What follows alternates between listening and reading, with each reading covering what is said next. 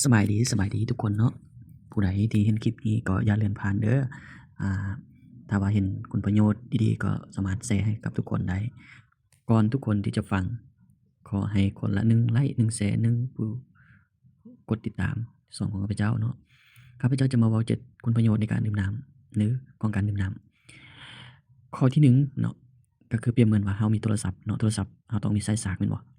ฉะนั้นร่างกายของเราก็ต้องมีน้ำและมีข้าวเนาะแต่อันนี้ก็ข้าพเจ้าจะเว้าเกี่ยวกับน้ำอันที่1ก็คือให้พลังงานที่ดีในร่างกายของเราเมื่อเรากินหรือว่าเราดื่มน้ำเนาะและอันที่2ก็คือ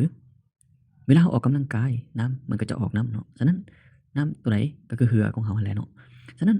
การดื่มน้ำเป็นสิ่งหนึ่งที่ดีและสำคัญในร่างกายของเราเพราะร่างกายของเราต้องการน้ำและตัวที่3ก็คือการลดน้ำหนักเนาะการลดน้ำหนักนี้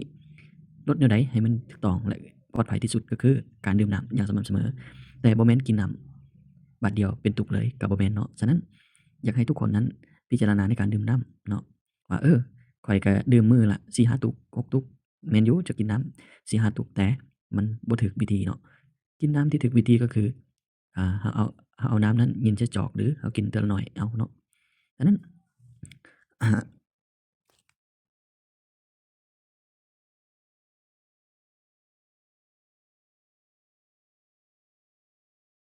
ตัวที่4ก็คือช่วยระบบย่อยอาหารของเราเมื่อเราดื่มน้ำเนาะบ่แม่นเวลาเรากินข้าวแล้วเราดื่มน้ำก็บ่แม่นเนาะเมื่อเรากินข้าวแล้วเราก็รอท่าประมาณ10นาทีเราจึงค่อยดื่มน้ำและตัวที่5เนาะการเฮ็ดเวียกของสมองก็ดีขึ้นเนาะเมื่อเวลาเราดื่มน้ำแล้วเนาะ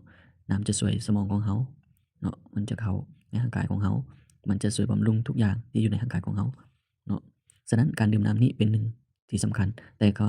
ก่อนที่จะดื่มนั้นบ่แม่นน้ำทั่วไปก็จะดื่มเลยก็บ่ได้เนาะฉะนั้นการดื่มที่ถูกต้องก็คือเราต้องต้มให้มันสุกหรือกลั่นตองไว้เนาะเพราะสมัยนี้ก็มีการตองหลายอย่างที่มีอยู่ตามห้างร้านหรือตามบริษัทที่ขายเราสามารถซื้อเราบ่ต้องเสียดายเงินเพราะการเสียดายเงินนั้นแม่นสิ่งนั้นแหละเฮ็ดให้เราบ่ได้จากเงินเนาะฉะนั้นการที่เรามีเงินก็ดีคือกันแต่ถ้าเรามีเงินเราซื้อสิ่งที่สำคัญในครอบครัวของเราเนาะการซื้อการตองน้ำนั้นเป็นสิ่งหนึ่งที่ช่วยให้ทุกคนอยู่ในเรือนกินน้ำที่สะอาดและตัวที่6ก็คือการดื่มน้ำนั้นบำรุงผิวพรรณที่ดีขึ้นเนาะเมื่อเรากินน้ำเฮ็ดให้น้ำนั้น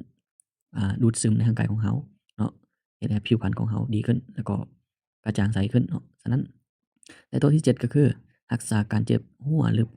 ปวดหากต่างๆที่ว่าเรามีอาการหลายอย่างเนาะในร่างกายของเราฉะนั้นการดื่มน้ำนี้เป็นสิ่งหนึ่งที่สำคัญหลายฉะนั้นคลิปนี้ข้าพเจ้าอธิบายเกี่ยวกับการดื่มน้ำที่ถูกวิธีเนาะแต่บางคนก็รู้กว่าข้าพเจ้าเนาะก็ดีคือกัน